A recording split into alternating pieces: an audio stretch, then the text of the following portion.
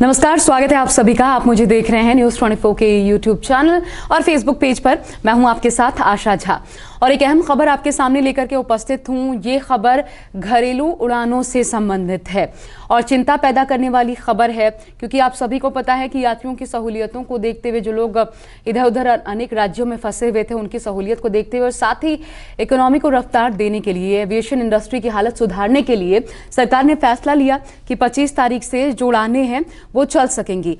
लेकिन इन उड़ानों के चलाए जाने के बाद एक समस्या भी सामने आ रही है और इस पर अब सवाल ये भी है कि क्या सरकार इस दिशा में सोचेगी, क्या इसका कोई निदान हो सकता है। दरअसल खबर ये है और बड़ी चिंता की खबर ये है, कुल मिलाकर के आपको बता दूं कि अब तक 25 तारीख से शुरुआत हुई उड़ानों की और आज 29 तारीख है। तो कुल मिलाकर के अभी जो बीते 4 दिन हैं उनमें आप ये जान लीजिए कुल मिलाकर के 7 फ्लाइट्स में 17 कोरोना पॉजिटिव केसेस सामने आ गए हैं। यानी ऐसे लोग जिन्होंने 7 अलग अलग उड़ानों में ट्रैवल किया, उनके कोरोना पॉजिटिव पाए जाने की खबर सामने आई है। यानी कि ये खतरा उन तमाम लोगों के लिए बन गए हैं जिन्होंने उस फ्लाइट में यात्रा की थी। हालांकि आज ही ये भी जान लीजिए, क्योंकि कोरोना कोई ऐसी छुआछूत वाली बीमारी नहीं है कि आप किसी को छुएं और हो जाए, लेकिन हाँ इतना ज़रूर है कि जो ड्रॉपलेट्स होते हैं, अगर उसके संपर्क में आप आते हैं तो फिर इसका सरोकार आपसे हो सकता है, आप पर भी असर डाल सकता है। तो बड़ी बात यह है कि 7 उड़ानों में कुल मिलाकर के 17 कोरोना पॉजिटिव मामले अभी तक सामने आए और मैं आपको डिटेलिंग बताती हूँ और ज़रूर ध्यान से सुनिए अगर आप में से किसी ने भी इसमें ट्रैवल किया हो तो। सबसे ज़्यादा जिस फ्लाइट की उड़ानों में लोग प्रभावित नजर आए हैं, संक्रमित नजर आए हैं, वो इंडिगो है। इंडिगो की 4 फ्लाइट्स में 14 लोग संक्रमित पाए गए हैं।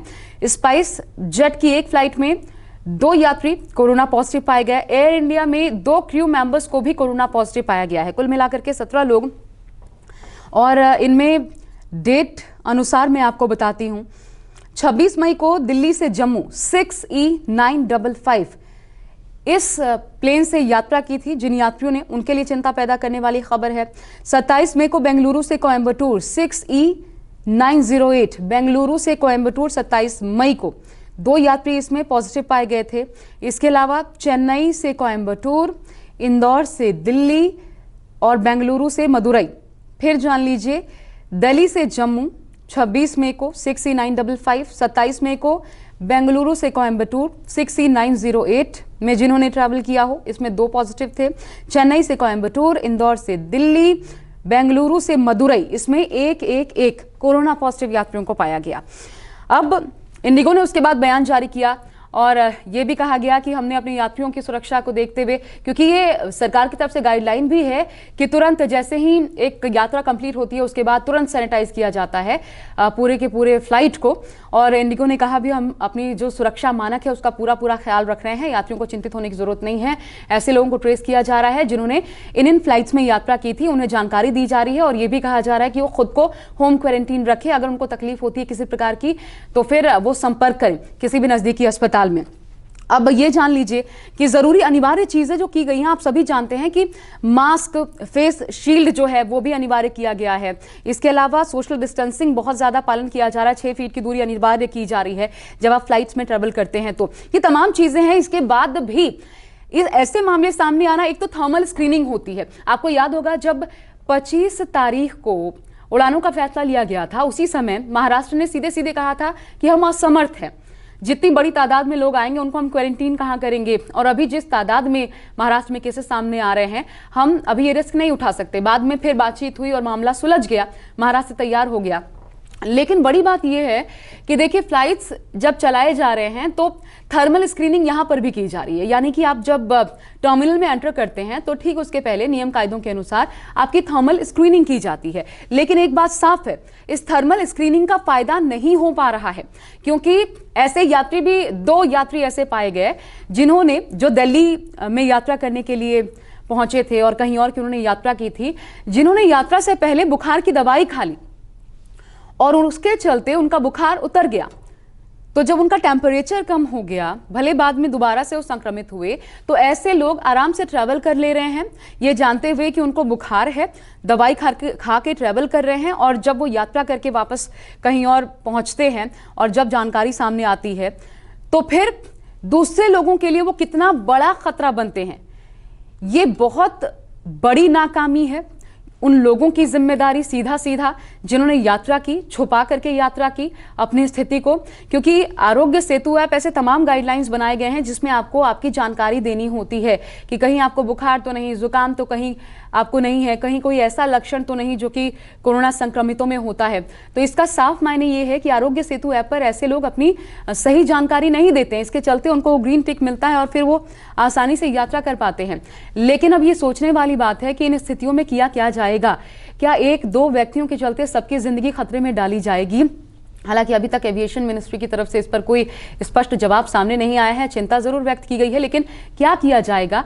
क्या फिर से सोचा जा सकता है कि जल्दबाजी की गई फ्लाइट्स को चलाने में, या फिर जो बीच की सीट है उसे छोड़ने का जैसा सोचा जा रहा था कि फिर सोशल डिस्टेंसिंग का पालन कैसे होगा अगर आप बीच की सीट भी भर देते हैं? तो क्या नियमों में किसी प्रकार का कोई बदलाव ऐसे में हो सकता है? क्या होगा? ये वो तमाम सवाल हैं, लेकिन यात्रियों की प्राथमिक जिम्मेदारी है, क्योंकि देश की सुरक्षा में हर एक का योगदान है और तभी देश सुरक्षित तो होगा। लेकिन ऐसे बहुत से यात्री हैं जो अपनी जवाबदेही, अपनी जिम्मेदारी नहीं समझ रहे और जिनके चलते बाकी लोग प्रभावित हो रहे हैं। ऐसे लोगों पर मामला भी दर्ज हो सकता है। और देखिए होता क्या है, ऐसे लोग खुद तो बताते नहीं, जब वो कहीं चले जाते हैं यात्रा कंप्लीट करके, उसके बाद जब वो जिस जगह पहुंचते हैं उनको किसी प्रकार की कोई तकलीफ होती है, सिम्टम्स ज्यादा डेवलप होते हैं, तब ऐसे लोग अस्पतालों का रुख करते हैं। तब ऐसे लोगों से पूछा जाता है कि क्या आपने कहीं की यात्रा की थी? तब अगर वो जानकारी दे देते हैं कि वो फलाना दिन इस फ्लाइट से आए थे, तब जाकर के बताया जाता है एयर ट्रैवल एजेंसी को कि आपके यहाँ से यात्रा करने वाले इस व्यक्ति को कोरोना पॉजिटिव पाया गया, और तब जाकर के बाकी यात्रियों तक इन्फॉर्मेशन पहुंचती है। तो बड़ी बात यह है कि यात्रियों का जिम्मेदारी न निभाना बहुत ज्यादा खतरनाक साबित हो रहा है, और एक तरीके से यात्रियों पर भरोसा भी करना पड़ रहा है कि वो अपनी जो जानकारी दे रहे हैं वो सही दे रहे हैं, क्योंकि जब उनमें अलग दिक्कतें डेवलप हो रही हैं तभी जानकारियां सामने आ पा रही हैं कि उन्होंने कोई एयर ट्रेवल किया, नहीं तो लोग छुपा ले जा रहे हैं। अब देखिए एक और चीज जो आपको जानना जरूरी है कि जिस भी राज्य में आप ट्रैवल कर रहे हैं, मानिए आप दिल्ली से मुंबई, मुंबई से दिल्ली, या फिर दिल्ली से बिहार, राजस्थान या किसी भी अन्य जगह की यात्रा कर रहे हैं, तो हर एक राज्य सरकार ने अपनी तरफ से कुछ गाइडलाइंस बनाई हैं। वो गाइडलाइंस क्वारंटीन नियमों को लेकर के हैं कि अगर आप किसी राज्य में जाते हैं तो फिर आपको क्या क्वारंटीन रहना पड़ेगा। तो वो भी मैं आपको बता देती हूँ।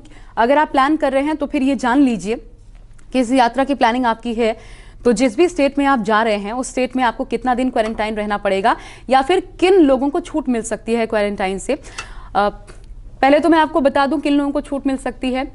वो ऐसे लोग होंगे जो कि मानिए 7 दिन से कम अवधि के लिए किसी राज्य में ट्रैवल कर रहे हैं, एक तो उनको छूट मिलेगी।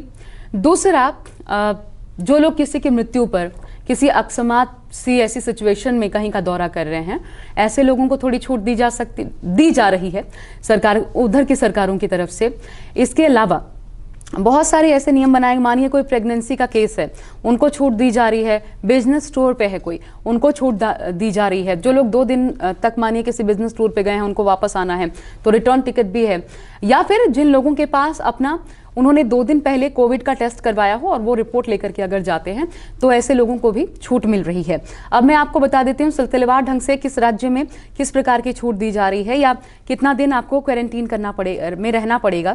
दिल्ली की बात सबसे पहले कर लेते हैं। तो यहाँ पर क्वारंटीन नहीं रहना होगा, दिल्ली सरकार ने कोई नियम नहीं बनाया है, दिल्ली में होम क्वारंटीन से काम चल जाएगा। और वैसे भी आप जानते हैं कि दिल्ली में अगर किसी को कोरोना के लक्षण दिखाई देते हैं तो 80 से 90% ऐसे केसेस हैं जो दिल्ली सरकार ने आज ही इस बाबत जानकारी दी है कि घर रहकर ठीक हो जा रहे हैं।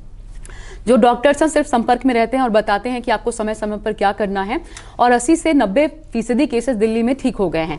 तो जो लोग बाहर किसी राज्य से दिल्ली में ट्रैवल कर रहे हैं, दिल्ली में आ रहे हैं, उनको क्वारंटीन में जाने की जरूरत नहीं है, वो होम आइसोलेशन अपना सकते हैं।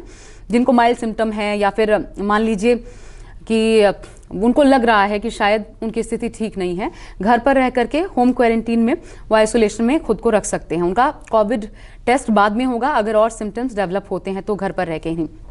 दूसरा, यूपी की बात कर लेते हैं। तो देखिए यहाँ पर यूपी में 14 डेज का क्वारंटीन का नियम बनाया गया है। अगर आप यूपी जाते हैं एयर ट्रेवल करके तो आपको 14 दिन क्वारंटीन में रहना होगा।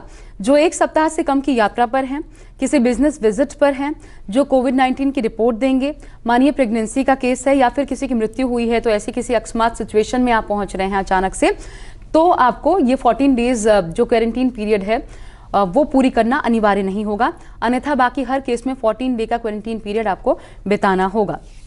पंजाब की बात करते हैं, यहाँ पर भी 14 दिनों का नियम है। होम क्वारंटीन हालांकि यहाँ पर दिया गया है 14 दिन के लिए आपको। अगर आप कहीं और से यात्रा करके पंजाब में आते हैं तो होम क्वारंटीन आपको 14 दिन के लिए किया जाएगा। सिम्टोमैटिक जिनमें लक्षण है ऐसे पैसेंजर्स को क्वारंटीन सेंटर भेजा जाएगा। उनके लिए नियम है कि जिनमें सिम्टम पहले से नजर आ रहे, मानिए वो आ गए और आप एयरपोर्ट पे हैं और पता चल जाता है कि आप में ऐसा कोई लक्षण दिखाई दे रहा है, सिम्टम दिखाई दे रहा है, तो फिर आपको आइसोलेशन सेंटर में भेजा जाएगा। महाराष्ट्र की बात करें तो यहाँ पर भी 14 दिन होम आइसोलेशन का प्रावधान किया गया है, क्योंकि महाराष्ट्र सरकार ने पहले भी कहा था कि हम इतने लोगों को 27, 28 हजार, 30 हजार लोग एक दिन में ट्रैवल करेंगे तो हम इतने लोगों को कहाँ रखेंगे। तो वहां पर भी 14 दिन होम आइसोलेशन का नियम बनाया गया है।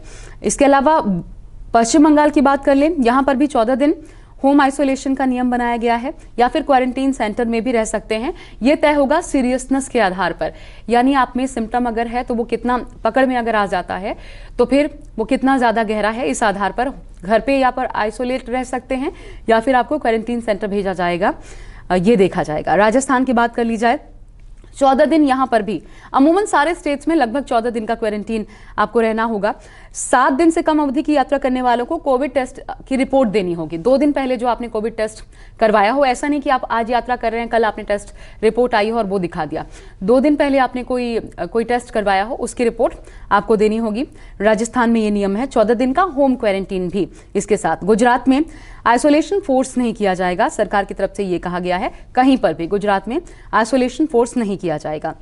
हरियाणा में भी 14 दिन होम आइसोलेशन ही है, होम क्वारंटीन होना होगा।